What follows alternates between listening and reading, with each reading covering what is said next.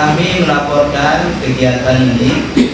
Jadi Bapak Ibu guru semuanya hadirin, bahwa kegiatan Lokakarya 1 untuk angkatan 6 ini terselenggara berkat kerjasama dari Balai Guru Penggerak Provinsi NTT dengan Dinas Pendidikan Kabupaten Dompu, dalam hal ini bidang guru tenaga pendidikan, dan tentunya sekolah yang menjadi tuan rumah pada kegiatan ini, yaitu sekolah SD 1.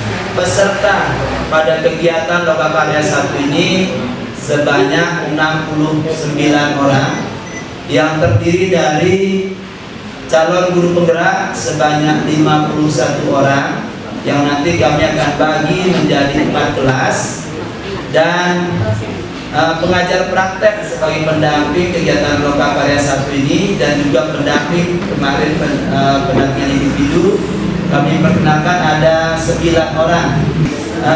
Selanjutnya kegiatan Lokakarya 1 ini memiliki tujuan.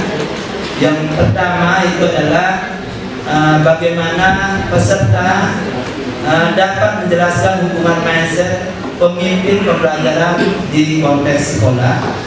Kemudian yang kedua, pentingnya komunitas praktisi baik untuk dirinya sendiri maupun lingkungan belajar di sekolahnya.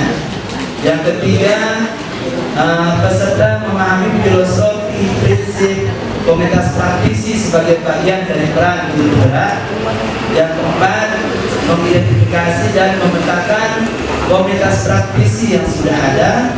Dan yang terakhir, peserta dapat memainkan komunitas praktisi yang sudah ada untuk mewujudkan filosofi, nilai, dan peran guru penggerak. Selanjutnya, Bapak Ibu guru yang kami hormati, kegiatan ini akan kita laksanakan selama full day ya, dari pagi hari ini sampai dengan sore nanti. Sekian dari saya, wabillahi taufiq wal hidayah. Assalamualaikum warahmatullahi wabarakatuh. Seorang guru penggerak adalah motivator bagi guru-guru yang ada di sekolah, inspirator bagi guru-guru yang ada di sekolah, pemimpin pembelajaran bagi guru. Karena itu program guru penggerak adalah menyiapkan guru.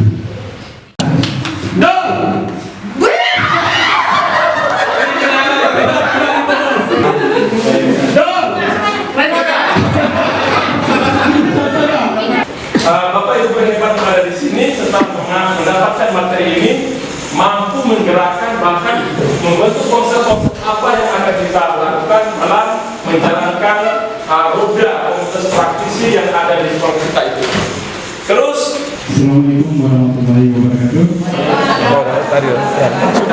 Pada pagi hari ini saya sekali lagi ingin mengapresiasi dan mengucapkan terima kasih banyak kepada Bapak Ibu yang sudah berkenan mengikuti kegiatan ini. Ini adalah hajatan nasional ya.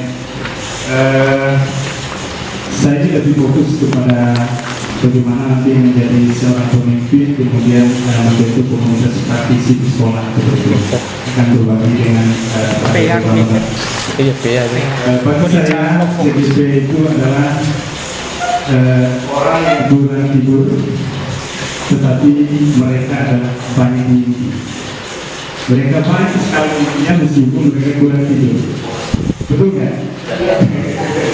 Bagus program dia orang lain, untuk bangsanya dan untuk pendidikan di sekolahnya masing-masing. Banyak sekali mimpi-mimpi mereka. Saya yakin pasti Bapak Ibu adalah bintang yang selalu sabar, menunggu matahari terbenam baru dia muncul lagi. Tidak pernah keluh kesah, dia selalu menunggu. Ketika malam tiba, kegelapan mulai ada, dia mulai action. Dan orang melihat, wah indah sekali kan gitu ya. Baik Bapak Ibu yang saya hormati dan saya banggakan, pada kesempatan ini saya ingin memberikan sebuah permainan.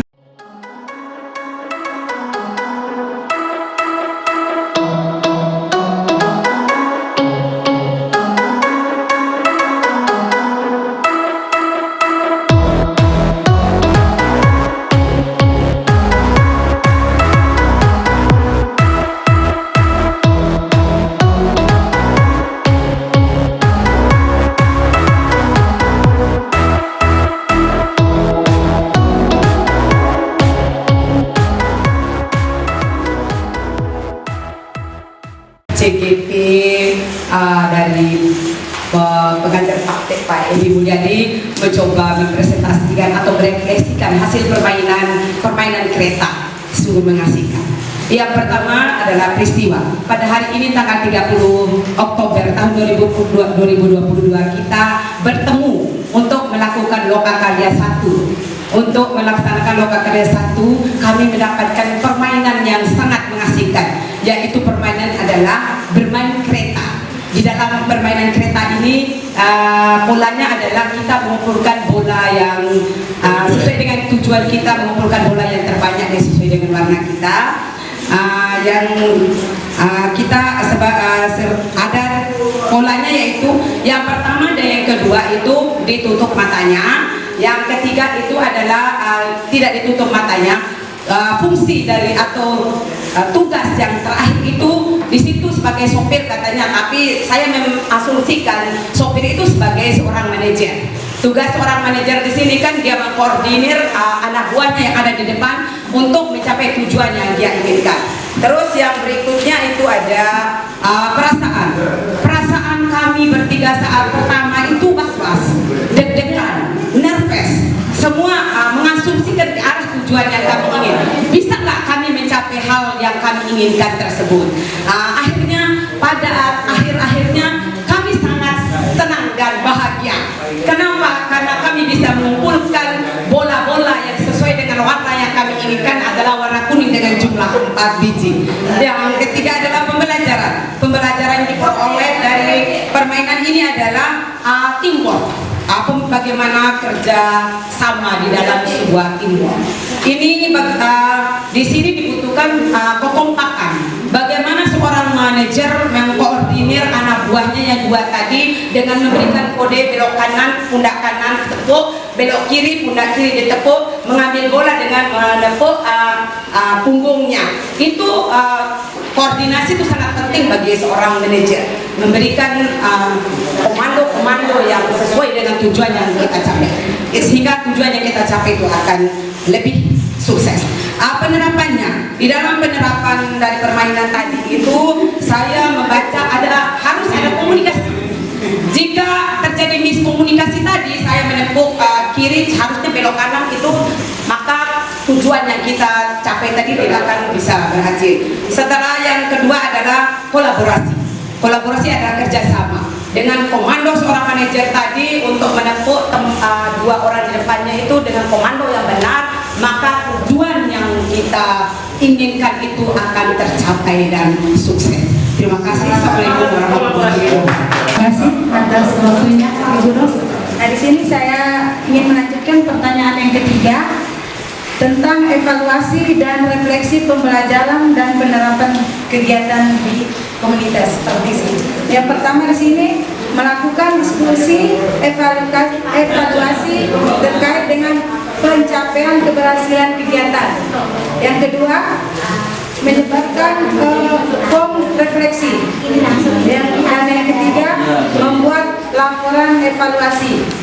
Dan yang keempat, penyebaran kuesioner pembelajaran, dan yang terakhir supervisi. Mungkin itu saja yang bisa kami paparkan dari kelompok 3. Sekian dan terima kasih. Assalamualaikum warahmatullahi wabarakatuh. Nah, di sini adalah ada tahap persiapan, tahap pelaksanaan, dan penutup. Untuk tahap persiapan, gimana ini memastikan waktu dan tempat penyelenggaraan kegiatan. Selanjutnya menyepakati pembagian peran. Terakhir adalah memastikan media komunikasi dan sosialisasi kegiatan. Tahap yang kedua adalah pelaksanaan. Nah, di sini adalah memimpin sekolah atau pihak yang disepakati membuka kegiatan secara resmi sebagai bentuk dukungan pada komunitas. Yang kedua adalah koordinator, di mana koordinator ini menjelaskan tujuan dan hasil yang diharapkan. Yang ketiga adalah narasumber. Narasumber melakukan presentasi. Nah, memfasilitasi penyusunan rencana kegiatan belajar berdasarkan analisis kebutuhan. yang dilakukan yang pertama adalah dengan melakukan diskusi dengan rekan komunitas belajar mengenai isu pembelajaran spesifik yang paling menjadi tantangan dalam praktik proses pembelajaran sehari-hari. Pembahasan sebelumnya, jadi di sini kita fokusnya sesuai dengan tema. Jadi kita akan membahas tentang yang namanya komunitas praktisi. Kalau tadi masih secara umum, nah sekarang kita masuk kepada yang spesifikasi lagi. Jadi kita masuk kepada lingkungan sekolah dari Bapak Ibu masing-masing. Nah, Bapak Ibu calon guru penggerak, tadi sebelumnya kita sudah mendalami berbagai macam masalah yang kita hadapi dalam mengimplementasikan modul yang telah kita pelajari. Sehingga untuk membantu kita dalam, jadi saya mendapatkan pada hari ini saya mendapatkan penguatan pemahaman saya berupa yang tentang nilai, peran dan kompetensi dari guru penggerak. Kemudian yang keempat yaitu penerapan. Berdasarkan pengalaman saya hari ini, saya dalam kegiatan hari ini terhadap penerapan dari pengajar praktek hari ini, saya bisa mengaplikasikan diri saya di sekolah nanti menjadi fasilitator sebagaimana yang dilakukan oleh pengajar praktek hari ini. Dan bagaimana menggerakkan komunitas praktisi, terus terang dari refleksi saya tadi, tentu saja targetnya yaitu menggerakkan komunitas praktisi. Yang pertama saya menggerakkan komunitas yang di sekolah saya dulu. Kemudian skala yang lebih besar yaitu MGMP, mata pelajaran di tingkat kabupaten. Dan yang terakhir kebetulan saya merupakan ketua Ikatan Guru Indonesia Kabupaten Bandung. Tentu saja saya ingin menerapkan kegiatan ini di komunitas saya yaitu di IKI Kabupaten Bangkutan. Dan alhamdulillah program-program dari guru penggerak ini sudah saya masukkan di program kegiatan.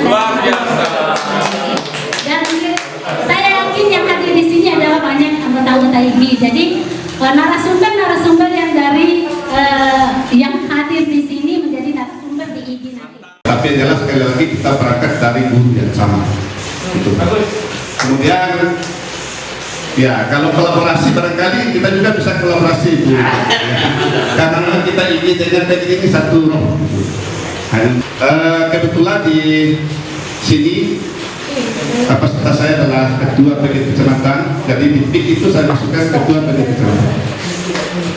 Kemudian jangkauan kegiatan saya sebagai ketua PG kecamatan artinya masih dalam wilayah yang sama di satu kecamatan. Kemudian tujuannya adalah membantu kebutuhan guru. Apapun bentuk kebutuhan guru, kami hadir situ untuk memberikan bantuan. Terhadap persoalan hukum, pidana dan sebagainya, kami akan mencoba berusaha untuk menyelesaikan itu. Walaupun nanti ketika mereka dinyatakan salah oleh hukum, mereka akan hukum sesuai dengan. Tetapi sekali lagi, kami hadir di sana adalah untuk membantu guru menyelesaikan persoalan guru. Baik, terima kasih. Kalau saya satu kata itu sharing. Jadi kehadiran kita semua yang di sini kita bisa berkolaborasi, sharing pengalaman, ada hal-hal baru yang bisa kita praktekkan. Dari sini kita mulai melangkah, kemudian kita bisa implementasikan di sekolah masing-masing. Gurunya tidak sabar menerapkan nilai, peran, kompetensi guru penggerak dan menumbuhkan serta merawat komunitas praktis sekolah. Dari saya tergerak, mudah-mudahan setelah beberapa pembelajaran yang saya dapatkan baik sebelum ini maupun hari ini, saya bisa mulai tergerak menggerakkan hati saya dan orang lain untuk berubah. Terima kasih. Ya baik, satu kata dari saya Bapak Ibu, saya sangat menyesal. Menyesal saya terlambat bertemu dengan Bapak Ibu guru. Terima kasih atas perhatian Bapak Ibu. Assalamualaikum warahmatullahi wabarakatuh.